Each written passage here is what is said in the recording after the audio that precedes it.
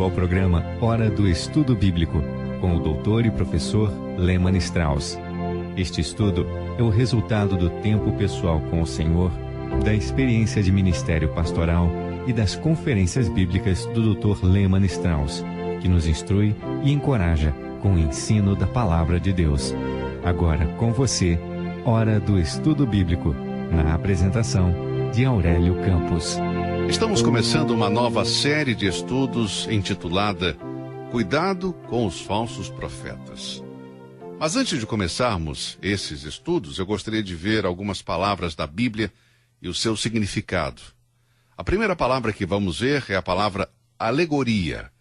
Esta palavra aparece somente uma vez na Bíblia, em Gálatas, capítulo 4, versículos 24 e 25, onde diz o seguinte: o que se entende por alegoria, porque estas são as duas alianças, uma do Monte Sinai, gerando filhos para a servidão, que é Agar. Ora, esta Agar é Sinai, o monte da Arábia, que corresponde a Jerusalém, que agora existe, pois é escrava com seus filhos.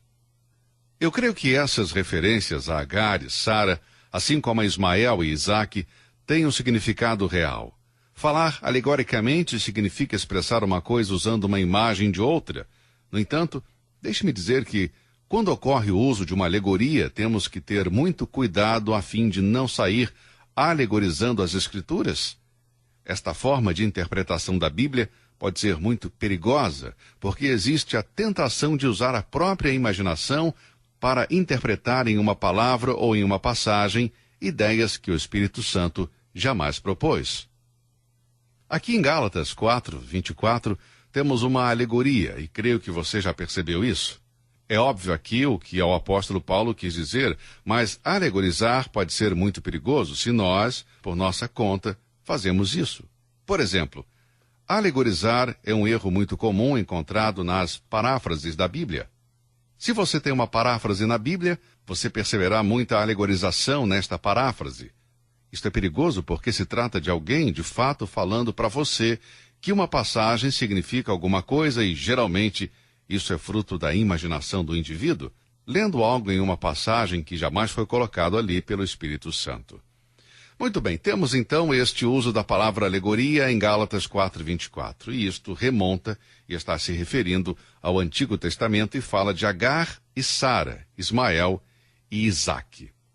Creio que temos tempo para outra palavra antes de continuarmos o nosso estudo nesta série sobre os falsos profetas. A palavra é aleluia, que significa louvado seja o Senhor. Esta palavra, aleluia, é frequentemente usada pelos autores dos Salmos para convocar o povo a louvar ao Senhor. Você vai encontrá-la em Salmos 104, 105, 106, 111, 113, 115, 116, 117 e 135. Aleluia significa louvado seja o Senhor. Pessoalmente, eu gosto muito dessa palavra. Quando leio a Bíblia, meu desejo é de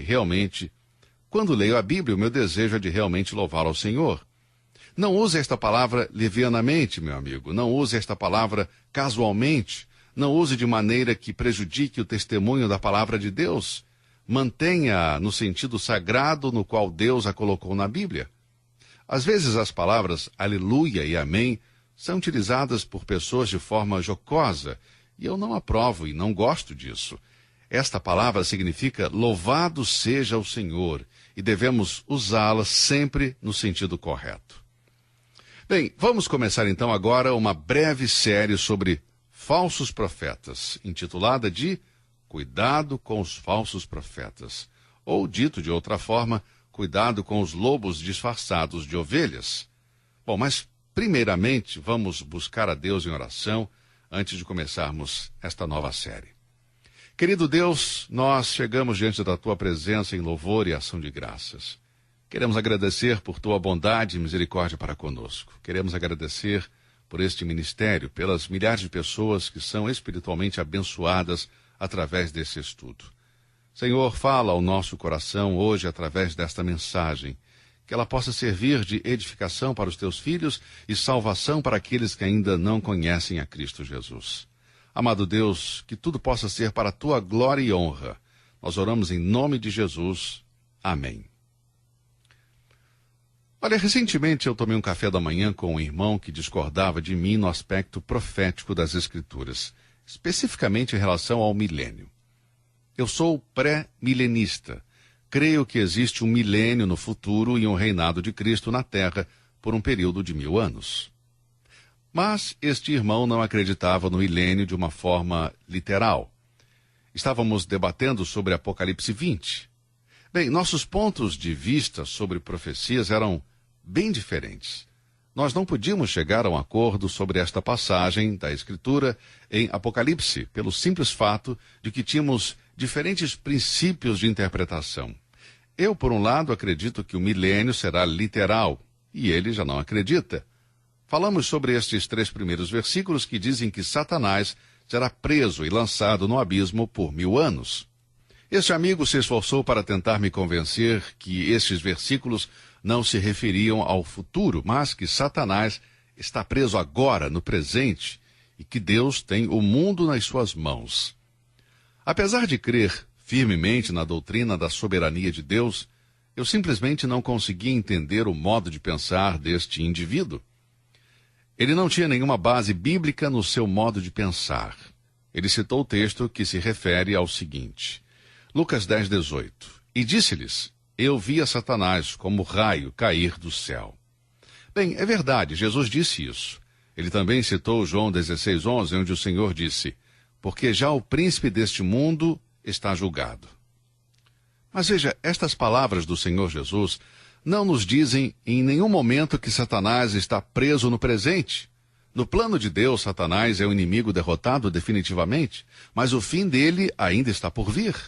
A morte de Cristo na cruz foi um dos passos em uma série de etapas que culminará no destronamento final de Satanás. Por exemplo, Colossenses capítulo 2, versículo 14, foi um dos versículos que este amigo também citou. Vamos ler começando com o versículo 13. E quando vós estáveis mortos nos pecados e na incircuncisão da vossa carne, vos vivificou juntamente com ele, perdoando-vos todas as ofensas, havendo riscado a cédula que era contra nós nas suas ordenanças, a qual de nenhuma maneira nos era contrária, e a tirou do meio de nós, cravando-a na cruz. Bem, ele citou versículos da Bíblia para convencer-me de que Satanás está amarrado e mantido em cativeiro no presente. Tudo o que Jesus diz em Lucas 10:18 e João 16:11, e Paulo diz em Colossenses 2:14 é verdade. Apocalipse 12:10 está falando sobre o futuro. Lucas 10:18, um dos versículos citados por esse amigo, também é futuro. Depois disso, o diabo será lançado no abismo, em Apocalipse 20, versículo 3, e finalmente lançado no lago de fogo por toda a eternidade, de acordo com Apocalipse 20, versículo 10. Você pode ver que existe suficiente evidência na Bíblia mostrando que o diabo será preso no futuro. A posição de Satanás em relação ao sistema mundial presente está claramente refletida nos seguintes versículos. Ouça com atenção. Eu vou ler 1 João, capítulo 5, versículo 19. Sabemos que somos de Deus e que todo o mundo, o sistema que governa esse mundo, está no maligno. A ideia de que o sistema mundial está sob o controle de Satanás não é uma mera suposição, mas é um fato. Da mesma maneira que um crente sabe que pertence a Deus, ele sabe que a situação atual do sistema global está sob o controle de Satanás. O diabo tem o sistema do mundo em suas mãos. Isto significa que Deus não está exercendo a sua autoridade na terra da mesma maneira que fará quando Satanás for lançado no lago de fogo. 3 vezes o Senhor Jesus se refere a Satanás como o príncipe deste mundo, em João 12:31, João 14:30 e João 16:11. Se Satanás não fosse o governante deste sistema mundial falho, Jesus nunca teria dito isto. Satanás é o agente primário e instrumental causador de todo o mal neste mundo, não Deus. Deus é soberano e tem o perfeito controle de seu universo, e é o seu plano que irá prevalecer. Mas a queda final de Satanás e seu sistema não irá acontecer antes do retorno de Cristo à Terra. O apóstolo Paulo disse em 2 Coríntios 4:4, nos quais o Deus deste mundo cegou os entendimentos dos incrédulos, para que lhes não resplandeça a luz do Evangelho da glória de Cristo, que é a imagem de Deus. Como podemos ver, há um véu de descrença na mente dos incrédulos. Isto não é culpa do Evangelho ou do mensageiro do Evangelho. Paulo disse que o Deus deste século cegou as mentes daqueles que não são salvos. Um dos objetivos de Satanás é manter a humanidade na incredulidade e ceticismo. Satanás é o Deus deste século, mas ele não é o Deus da criação ou Deus do universo criado, mas o governante ímpio da ética e da moral da cultura deste presente século. É Satanás que controla as mentes dos homens e impõe ideias que fazem que o bom pareça mal e o mal pareça ser bom. Deus não cega as mentes das pessoas para que não vejam a verdade. Deus não colocou um véu sobre os seus olhos. Satanás é quem está cobrindo seus olhos. Assim podemos ver que tanto Jesus como Paulo e João nos mostram a tremenda força com que o mal opera no mundo, tentando derrotar o Evangelho. O que foi declarado para os escritores da palavra é que Satanás tem domínio sobre o atual sistema mundial. Muitas pessoas estão cegas diante desta verdade, por isso elas não podem ver o seu próprio orgulho, a ignorância, a raiva, a ganância, a inveja, a cobiça e o preconceito. Não me surpreende ver os pontos cegos na percepção espiritual e moral das pessoas. O que me surpreende é o fato de que muitos cristãos têm pontos cegos. Eles não podem discernir a verdade do erro. Eles pensam que, porque Deus tem o mundo em suas mãos, as coisas não podem estar tão ruins. Amigo, a verdade é que as atuais condições são ruins. As coisas estão piores do que achamos. A Bíblia deixa claro que as coisas não vão melhorar antes do retorno de Cristo, e se alguém não pode ver isso, então está cego.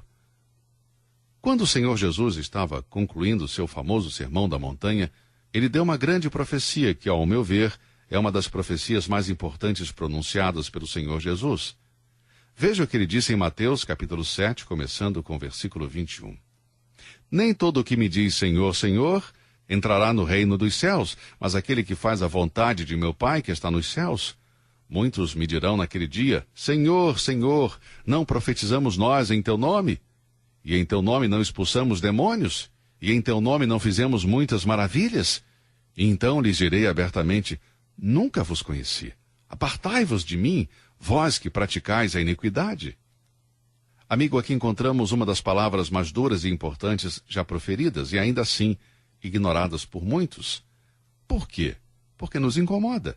Elas nos dizem que um dia, no futuro, todos os homens terão que enfrentar Jesus Cristo e serão julgados.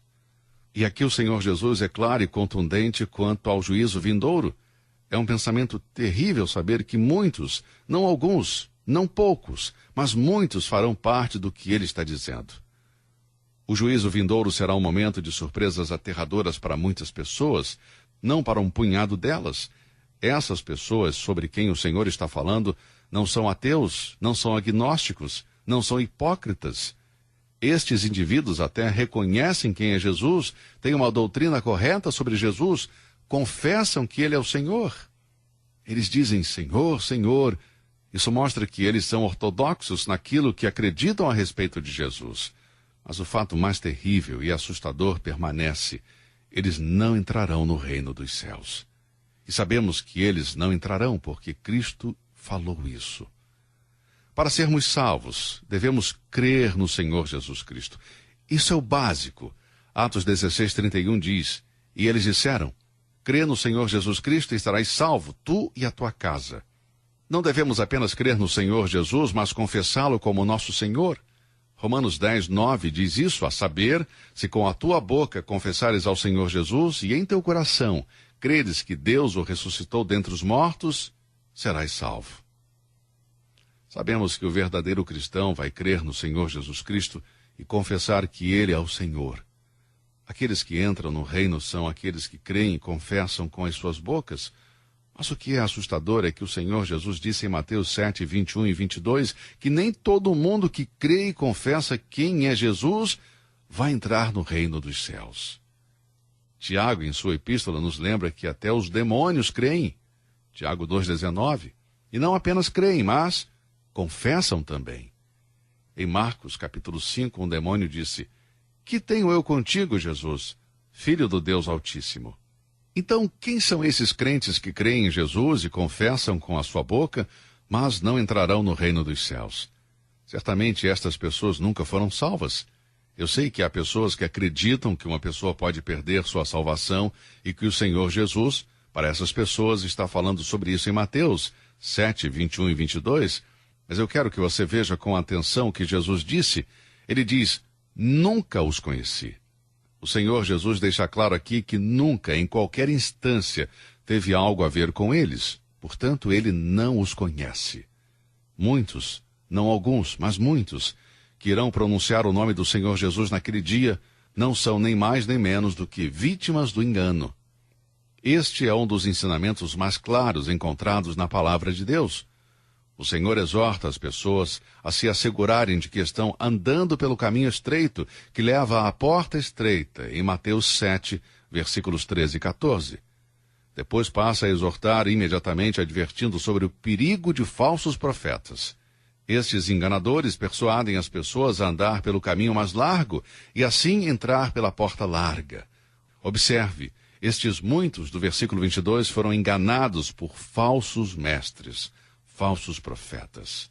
Meu querido amigo, eu creio que existem muitas pessoas hoje, muitas sinceras, religiosas, membros de igrejas e que dizem ser cristãos, mas que estão sendo enganadas por falsos profetas, desviadas por falsos mestres. O falso profeta é um enganador, que em princípio parece estar certo. Ele se disfarça de ovelha quando, na verdade, é um lobo. Ele impressiona com a sua inocência e bondade, com a qual ele se oferece para ajudar. Jesus disse, vem até vós vestidos como ovelhas, mas interiormente são lobos devoradores. Mateus 7,15.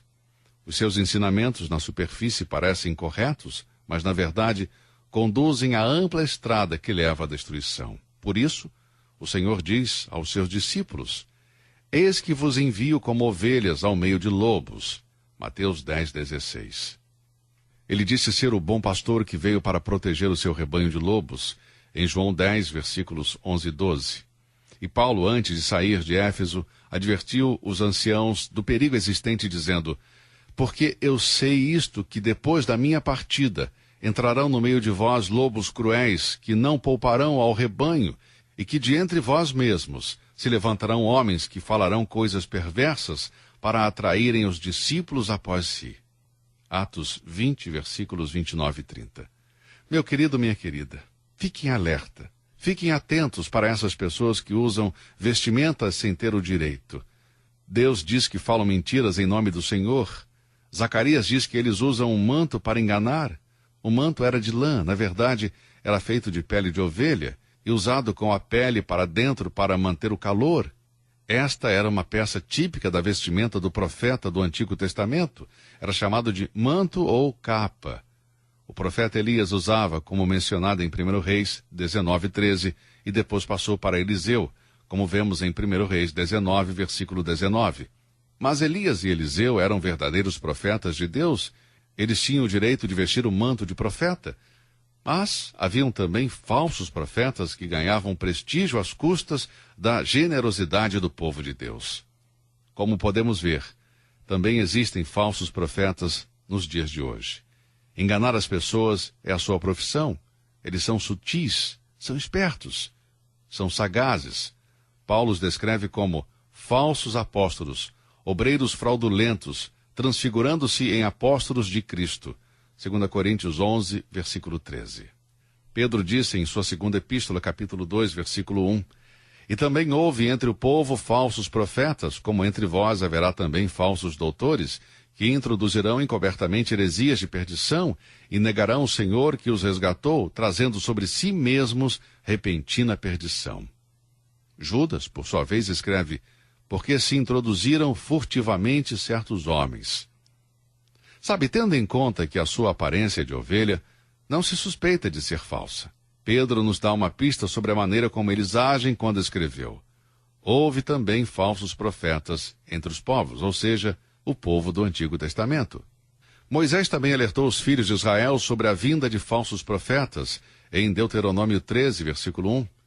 E aparentemente o falso profeta sempre aparecia quando Deus mandava um profeta verdadeiro. O engano do falso profeta tornava mais difícil para as pessoas identificarem o erro. Como você pode ver, o diabo não é inovador, mas é um imitador. Ele é especialista em imitar o que é verdadeiro. Os falsos profetas no tempo de Jeremias nos servem como ilustração. O falso profeta andava entre as pessoas dizendo paz, paz, quando não há paz. Mas este era um falso profeta. Jeremias 6, versículo 14. Ele é um bom pregador que consola as pessoas, deixando a impressão de que este mundo não é tão ruim. Ele jamais deixa você com preocupações quando prega seus sermões. Ele jamais o faz sentir incomodado e desconfortável. Ele jamais prega sobre o pecado. Ele nunca prega sobre a santidade de Deus. Ele nunca prega sobre a justiça de Deus. O erro não está no que ele diz, mas no que ele não diz. O fato dele não pregar sobre essas coisas, obviamente erradas, não o exclui de ser um falso profeta. Porque alguém não prega coisas que são obviamente erradas e falsas, não o isenta de ser um falso profeta. Eu vou repetir. Um falso profeta não é um falso profeta somente pelas coisas que fala, mas também pelas coisas que deixa de falar. Um pregador não precisa falar heresias para se transformar em um lobo vestido de ovelha. Ele é um falso profeta se ele omite todo o conselho de Deus. Se ele não prega a totalidade da Bíblia como a palavra de Deus, então ele é um falso profeta. Bem, todas as religiões têm algo de bom. Muitas pessoas dizem isso. Irmão Strauss, há sempre algo de bom em cada religião. Eu não nego isso, porque pode ser verdade. Tudo que eu estou dizendo é que temos falsos profetas hoje em dia. E não estão necessariamente pregando heresias, mas muitos pregam meia-verdade. Muito bem, meu amigo, por hoje o nosso tempo está encerrado. Vamos continuar esta série em nosso próximo programa. Se Deus quiser, eu estarei de volta aqui e conto com a sua companhia. Vamos para o 2º capítulo da série Cuidado com os Falsos Profetas. Que Deus te abençoe e até lá. Você ouviu Hora do Estudo Bíblico com o professor e doutor Leman Strauss, na apresentação de Aurélio Campos. Se você deseja ouvir novamente esta mensagem, visite a nossa página na internet www.bbnradio.org. Fica o convite para você nos acompanhar amanhã, neste mesmo horário, aqui na BBN. Hora do Estudo Bíblico é uma produção da BBN.